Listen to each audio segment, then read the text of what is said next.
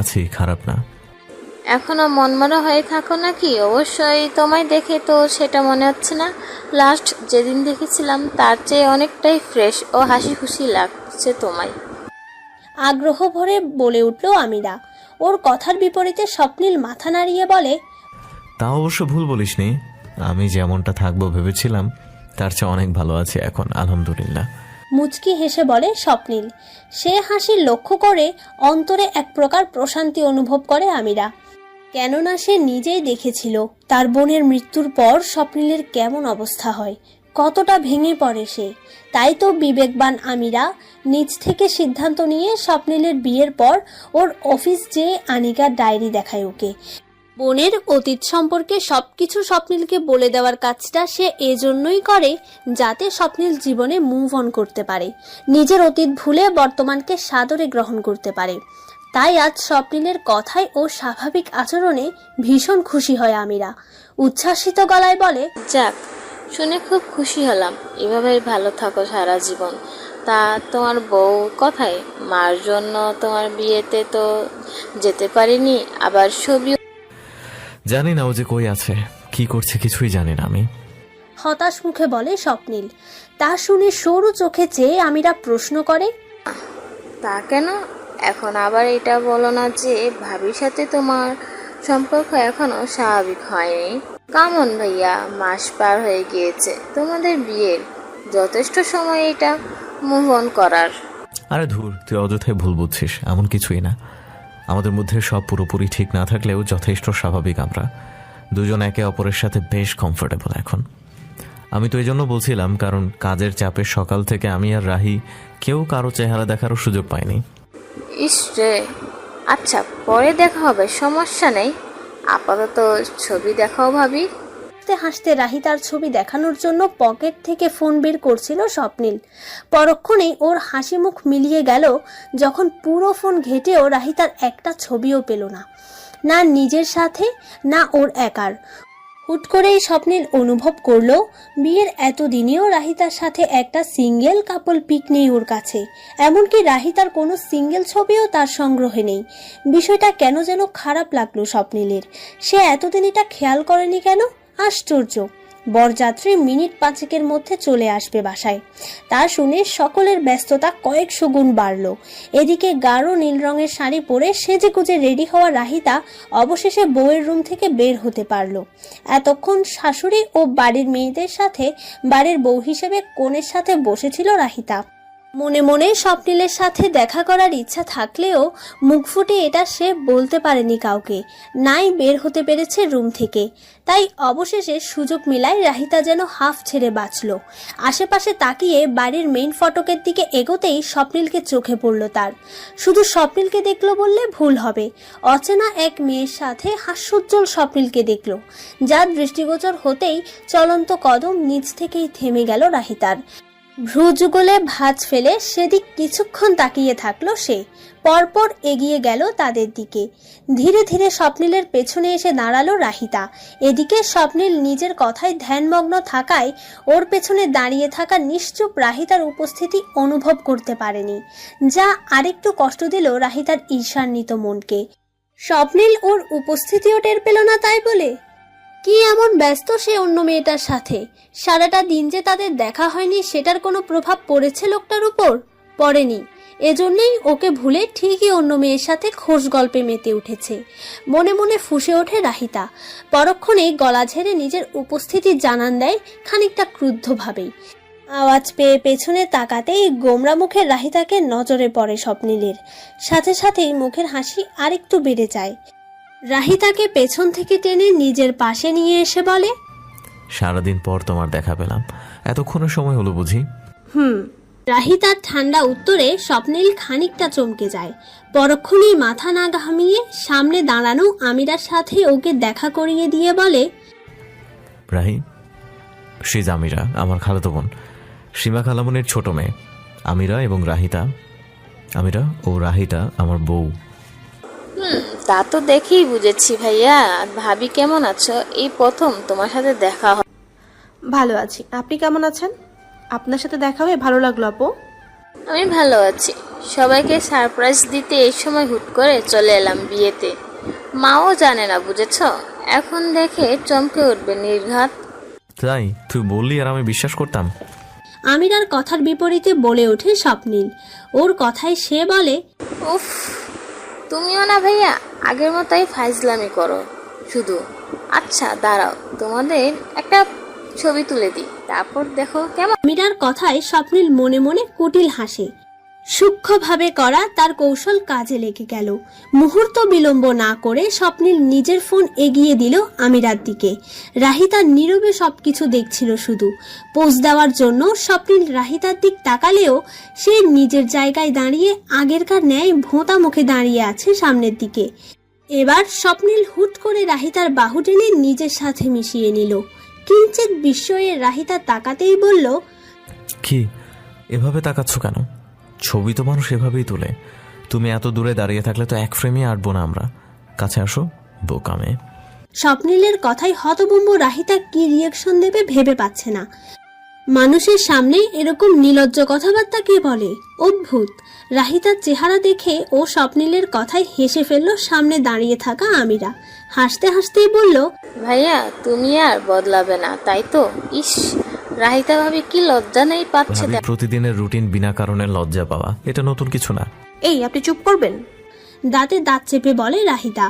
ওর মনে স্বপ্নিলের প্রতি একটা চাপা রাগ রয়েই গেল, এতক্ষণ একবারও ওর খোঁজ না নেওয়ার জন্য, যা এই মুহূর্তে আমিরার সামনে প্রকাশ করলো না সে। এদিকে রাহিতার কথায় হেসে ফেলে স্বপ্নিল ও আমিরা। অতঃপর স্বপ্নিল ভদ্র ছেলের ন্যায় রাহিতাকে কাছে নিয়ে ওকে ধরে পোজ দেয়। রাহিতাও ছবির খাতিরে হাসি মুখে ক্যামেরায় তাকায়। দুজন হাসি মুখে দুজনের দিকে তাকিয়ে ঠিক যেন একটা পারফেক্ট কাপল মনে হচ্ছে তাদের। আমিরাও সুযোগ বুঝে ক্যামেরায় ক্লিক করে ফটাফট। মুহূর্তেই ক্যামেরা বন্দী হয় কিছু দুজনার একত্রে কিছু ছবি। ফোন হাতে নিয়ে কিছুক্ষণ দুজনের ছবি দেখে আমিরা হঠাৎ আবেগপ্রবণ কণ্ঠে বলে, আসলেই তোমাদের ম্যাড ফর ইচ আদার মনে হচ্ছে। হয়তো তোমার সাথে স্বপ্নিল ভাইয়ার জুটি লেখা ছিল, এই জন্য এইভাবেই তুমি ভাইয়াকে পেলে ভাবি। যে জায়গায় আজ আমার বোনের থাকার কথা ছিল, কিন্তু সেই জায়গায় কখনো তার ছিল না। ওর কথায় খানিকটা খারাপ লাগে রাহিতার। মেয়েটার হয়তো কষ্ট লাগছে নিজের বোনের কথা মনে হওয়ায়, কিন্তু একই সাথে আমিরার প্রতি মুগ্ধ হয় সে। কতটা সাবলীল ভাবেই না সে ভাগ্যকে মেনে নিয়েছে নির্দ্বিধায়, যেটা তার মা সীমা বেগম করতে পারেননি। মা মেয়ে, তবুও তাদের মধ্যে কত পার্থক্য। ভাবুক রাহিতা মুখ খুলে আর কিছু বলবে, সে মুহূর্তে বরপক্ষ চলে আসায় ওর কথা অসম্পূর্ণ থেকে গেল। সে চট জলদি আর সবার সাথে গেটের দিকে চলল। স্বপ্নিলও রাহিতার পিছু পিছু যাবে, এমন সময় আমিরা পেছন থেকে বলল, ভাবির কি কোনো কিছু নিয়ে মন খারাপ? ভাইয়া দেখে মনে হলো। তোরও মনে হয়েছে? আমিও তাই ভাবছিলাম, কি যে হলো ওর হঠাৎ বুঝলাম না। কথা বলতে হবে রাহিতার সাথে, কিন্তু সুযোগই পাচ্ছি না খুব একটা, এটাই হলো কথা। আচ্ছা একটা কথা, মা কি এখানে কোনো সিন ক্রিয়েট করেছে ভাবিকে, বা তোমায় কোনো কথা শুনিয়েছে? কথায় দীর্ঘশ্বাস ছাড়ে স্বপ্নিল। মাথা নাড়িয়ে বিষাদ সুরে বলে, খালামণিকে তুই চিনিস না? সে কি ছেড়ে দেবে? আমাকে বললে না হয় আমি শুনতাম, কিন্তু রাহিতার তো কোনো দোষ নেই। তবুও তিনি রাহিতাকে সুযোগ পেলে খোটা দেয়। স্বপ্নিলের কথা শুনে শ্বাস ফেলে আমিরা। সে জানতো নির্ঘাত তার মা এমন কিছু করবে। মূলত এজন্যই সে এসেছিল এখানে কি হচ্ছে তা দেখতে। আর স্বপ্নিল রাহিতাকে দেখে যা বুঝার সে বুঝে গেছে। এখন থেকে মায়ের উপর খেয়াল রাখবে সে। ওর ভাবনার মাঝেই স্বপ্নিল চলে যেতে যেতে বলে, সাথে পরে কথা বলবো, এখন বরযাত্রীদের আপ্যায়ন করতে হবে, আয়। বরপক্ষের আপ্যায়নে কোনো কমতি রাখা হয়নি। সবকিছু সুন্দরভাবে পরিচালনা হয়েছে।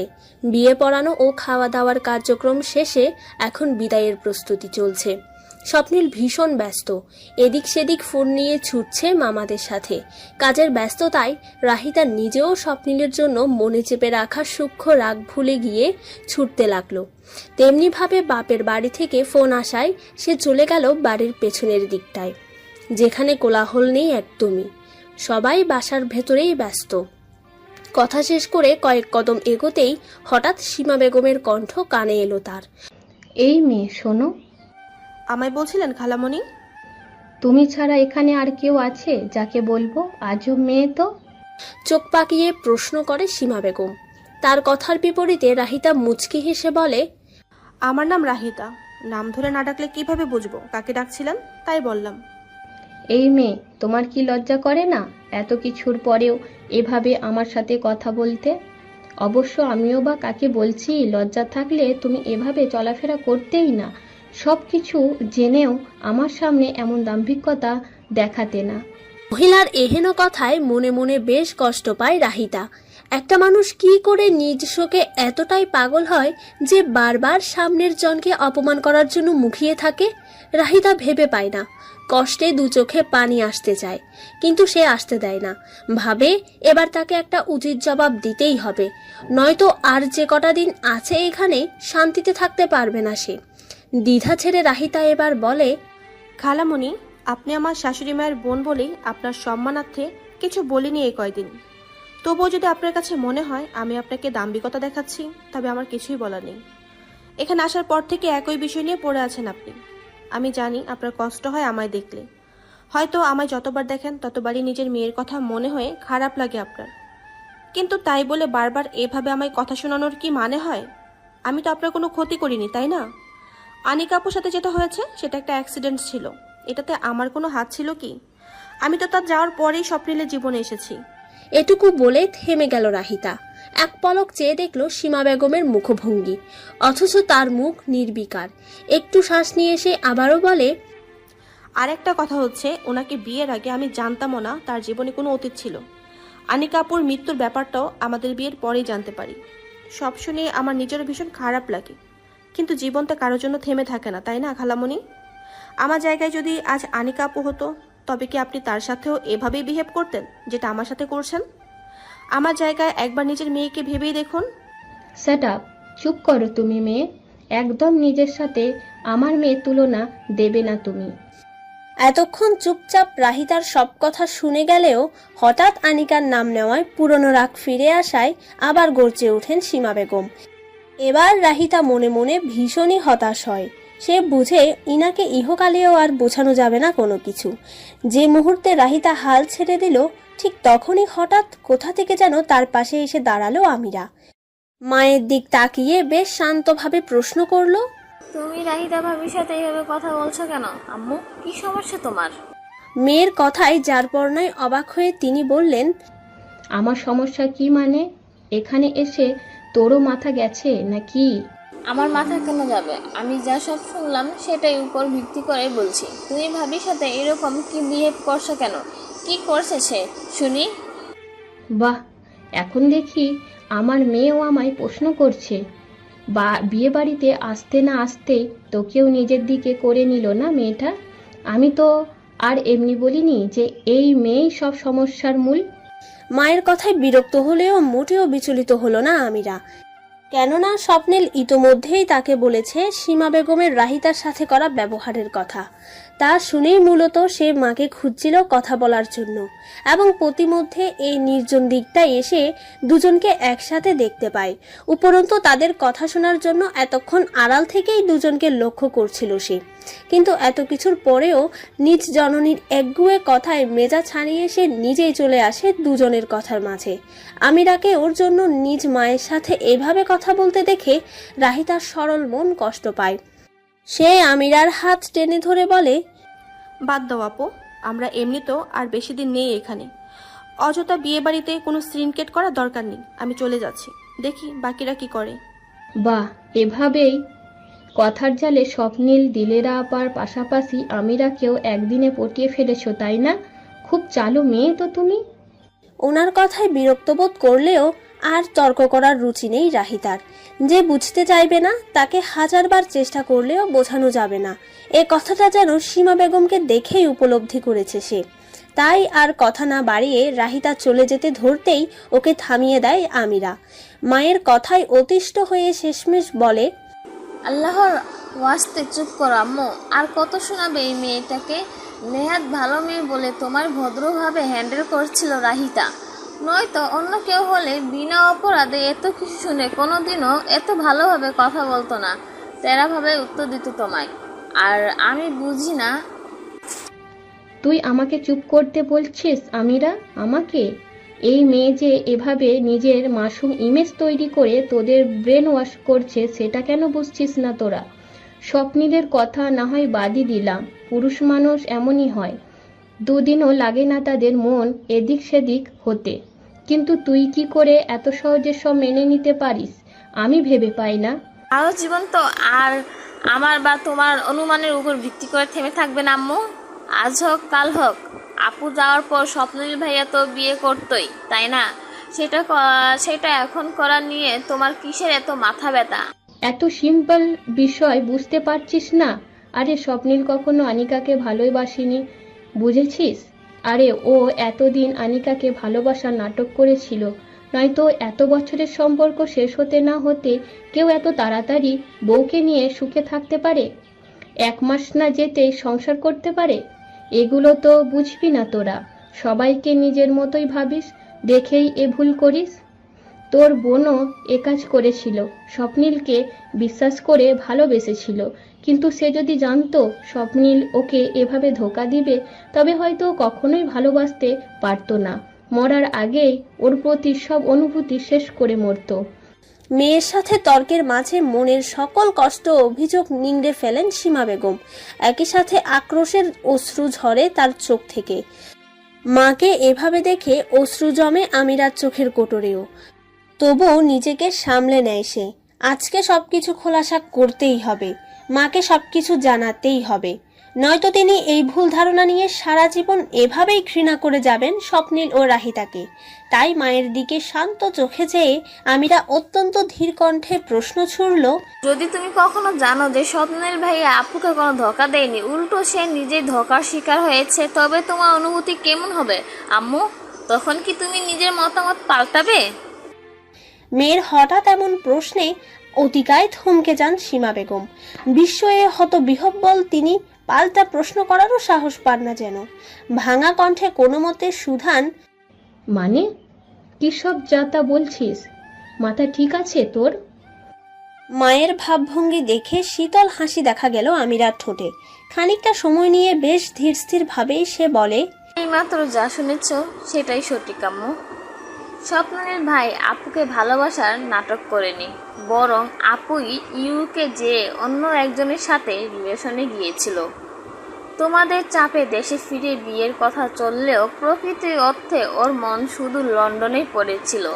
তোমারও আব্বুর ভয়ে আপু এ কথাটা কাউকে বলতে পারেনি, এমনকি স্বপ্নের ভাইকেও না। কারণ আপু জানতো স্বপ্নের ভাই ভালো মানুষ। সে যদি বিয়ের আগে সত্যিটা জেনে যায় তখন নিজের মনের বিরুদ্ধে গিয়ে হলেও আপু খুশির জন্য নিজের বিয়ে ভাঙতো। কিন্তু এমনটা হলে তোমরা সত্যিটা জেনে যেতে ও সবার সামনে অপমানিত হতে। এই ভয়ে আপু কখনো কাউকে এ কথাটা বলেনি। মনের কথা মনে চেপে রেখেই অসুস্থ শরীরে নিজের সাথে যুদ্ধ করেছে প্রতিনিয়ত। আমার বোনটা এইভাবেই ধুকে ধুকে মরে একদিন আমাদের ছেড়ে চলে গেল হুট করেই। কথার মাঝে বহুবার গলা ধরে আসছিল আমিরার, তবুও আজ সে থামেনি।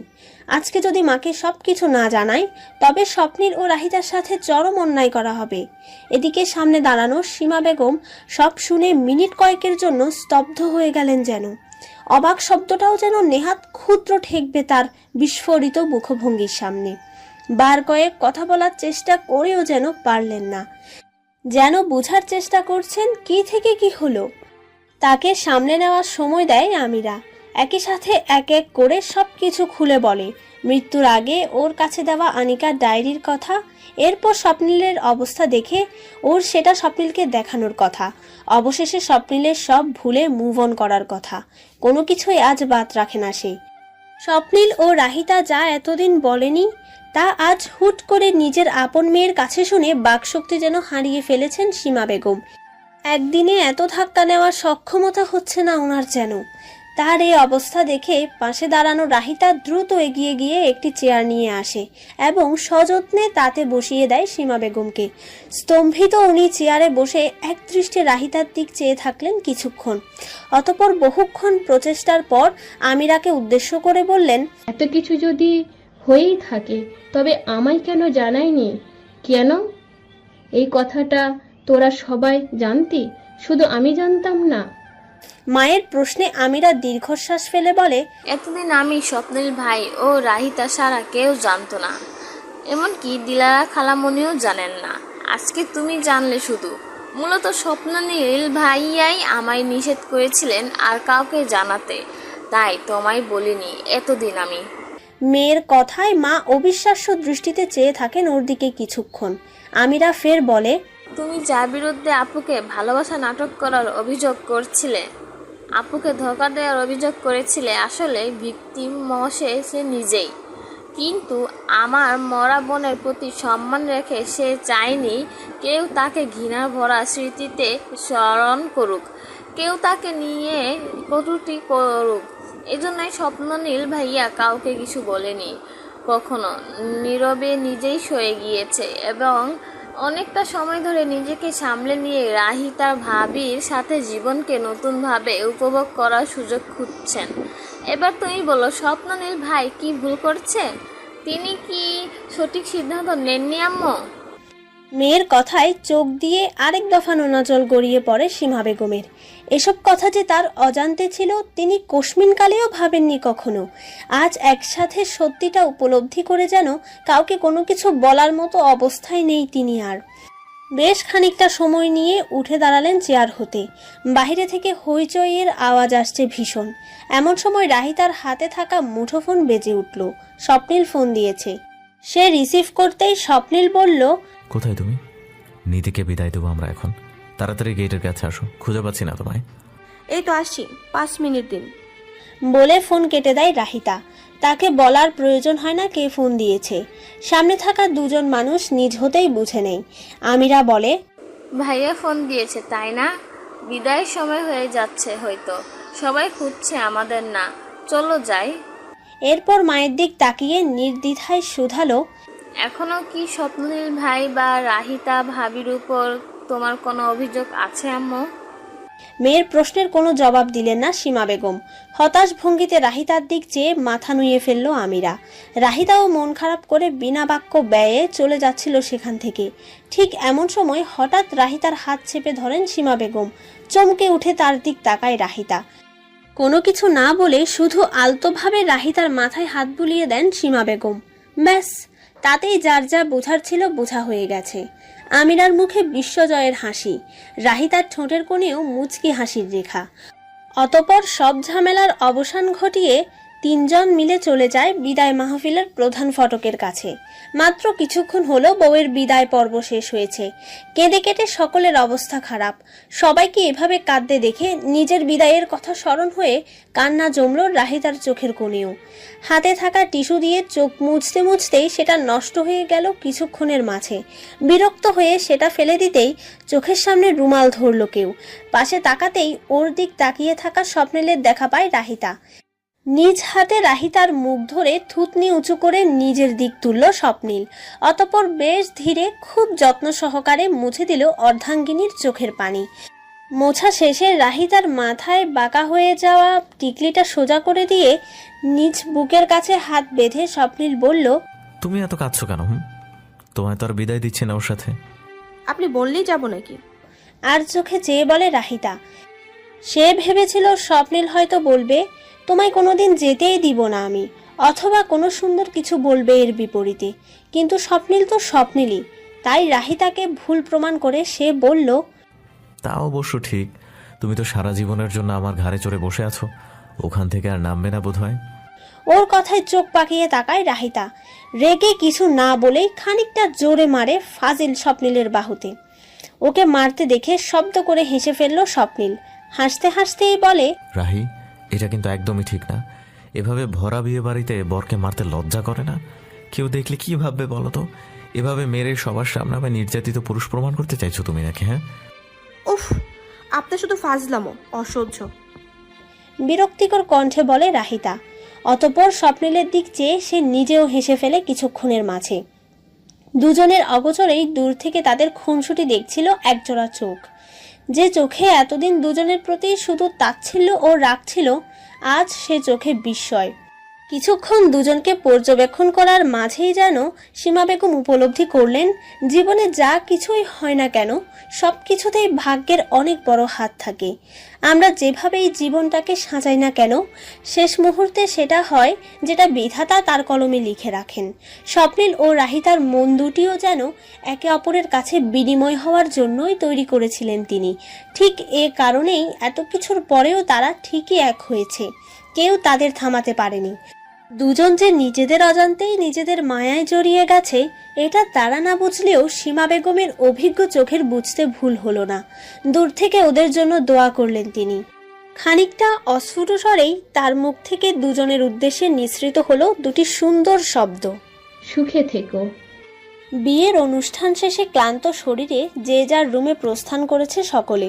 রুমে ঢুকেই গায়ে এলানোর উদ্দেশ্যে বিছানায় শুতেই স্বপ্নিলের চোখে পড়ল ওয়াশরুম থেকে বের হওয়া রাহিতাকে। বিষয়টাতে কিঞ্চিত মনক্ষুণ্ণ হলো তার।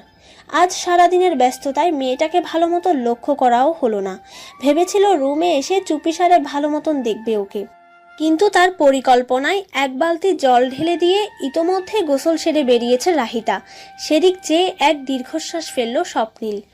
তবে আয়নার সামনে দাঁড়িয়ে এক ধ্যানে চুল মুছতে থাকার রাহিতার দিক তাকিয়ে ওর মন ভালো হতে বেশিক্ষণ লাগলো না বইকি। সদ্য স্নানকৃত ভেজা চুলের রাহিতাকে অত্যন্ত স্নিগ্ধ দেখালো। চোখ ও অন্তর উভয় শীতল হলো স্বপ্নিলের। কপালের উপর বাম হাত রেখে রাহিতার অগোচরেই সরাসরি আপাদমস্তক পর্যবেক্ষণ করে মুগ্ধ হচ্ছিল সে। খানিক বাদে চুল ঝাড়া শেষ করে বিছানার দিক তাকাতেই স্বপ্নিলকে এভাবে শুয়ে থাকতে দেখে কপাল কুঞ্চিত হয় রাহিতার। এতক্ষণ হলো রুমে এসেছে অথচ কাপড় অবধি খুলেনি। সে কি ফ্রেশ হবে না, নাকি এভাবেই ঘুমিয়ে গেছে? ভাবতে ভাবতে বিছানার দিক এগোয় রাহিতা। ওকে এগিয়ে আসতে দেখে চোখ বন্ধ করে ঘুমানোর ভান করে পড়ে থাকে স্বপ্নিল। ওর নড়াচড়া না দেখে আস্তে করে কপালের উপর থেকে স্বপ্নিলের হাত সরিয়ে দেয় রাহিতা। চোখ জোড়া বন্ধ দেখে ভাবে সে ঘুমিয়ে গেছে, তাই আস্তে করে ডাকতে থাকে ওকে। স্বপ্নিলের মাথায় অত্যন্ত দুষ্টুমি চাপে। রাহিতার ডাক শুনেও সে চোখ খুলে না, কোনরূপ সাড়া দেয় না। এবার ডাকা ছেড়ে স্বপ্নিলের গালে হাত দিয়ে ডাকতে আরম্ভ করে রাহিতা। একটু ভালোভাবে লক্ষ্য করলে সে দেখতে পারত স্বপ্নিলের ঠোঁটের কোণে সূক্ষ্ম হাসির রেখা সামান্যক্ষণ অতিক্রম হয়। আচমকা রাহিতার হাতে টান পড়ে। কোনো কিছু বুঝে ওঠার আগেই সে পড়ে যায় স্বপ্নিলের প্রশস্ত বুকের উপর। বুকের মাঝে প্রবল বেগে চলা ঢিপ ঢিপ অনুভূতিতে শরীর অসাড় হয় রাহিতার। স্তব্ধ সে নিজেকে সামলে স্বপ্নিলের বুকে দুহাত রেখে মাথা তুলতেই ওর চোখে পড়ে স্বপ্নিলের চোখ খোলা। সেই খোলা চোখে স্পষ্ট দুষ্টুমির আভাস, যা দেখে এতক্ষণে সবকিছু বুঝতে বিলম্ব হয় না রাহিতার। মুখ ফুলিয়ে উঠে পড়ে স্বপ্নিলের উপর থেকে, শ্বাস নিয়ে তড়িগড়ি করে সরে দাঁড়ায় মুহূর্তে। ওকে এভাবে সরতে দেখে জোরেই হেসে ফেলে স্বপ্নিল। হাসির মাঝেই ভ্রু নাচিয়ে তুমি তো দেখছি বেশ ভীতু, এত সহজে ভয় পেয়ে গেলে? এগুলো কি ধরনের ফাইজলামি স্বপ্নিল? আপনি কি কখনো ভালো হবেন না? হাত দিয়ে চোখ পাকিয়ে তীক্ষ্ণ কণ্ঠে উত্তর দেয় রাহিতা। ওর প্রশ্নে আরেকটু হাসে স্বপ্নিল। বিছানা থেকে উঠে এসে দাঁড়িয়ে যায় রাহিতার পাশে। খানিকটা ঝুঁকে এসে মাথা দুদিক নাড়িয়ে স্বাগতিক কণ্ঠে বলে, না। ওর সহজ স্বীকারোক্তিতে বিরক্ত হয় রাহিতা। দাঁতে দাঁত চেপে চ উচ্চারণ করে সরে দাঁড়ায় ওর কাছ থেকে। সেদিক চেয়ে ফিচেল হাসে স্বপ্নিল। এমন সময় রাহিতা তাড়া দিয়ে বলে, এভাবে শুয়েছিলেন কেন এতক্ষণ? আর কতক্ষণ এ কাপড়ে থাকবেন? তাড়াতাড়ি চেঞ্জ করে ফ্রেশ হন। আচ্ছা। ওর কথা শুনে স্বস্তির শ্বাস ফেলে বিছানার দিক এগোয় রাহিতা। হঠাৎ কি মনে করে পেছন ফিরতেই স্বপ্নিলকে দেখে চমকে যায় সে। ফরমাল পরিহিত স্বপ্নিল এক ধ্যানে বোতাম খুলছে রাহিতার দিক তাকিয়ে।